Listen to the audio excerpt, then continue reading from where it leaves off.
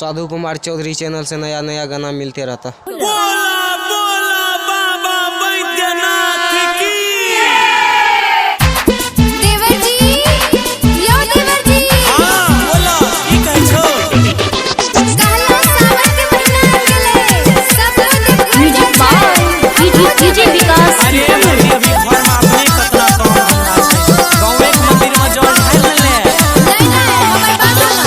गेरुआ रंग के साड़ी लगता किनके एगो कावर। अच्छा। गेरुआ रंग के साड़ी लगता किनके एगो कावर। शिव जी के भक्त छो देखाय ना अपन पावर।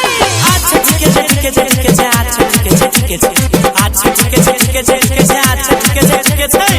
इतने डाना तब की? और सुना। बोला। सासू जी ले शंख बोला किनवे करके यार।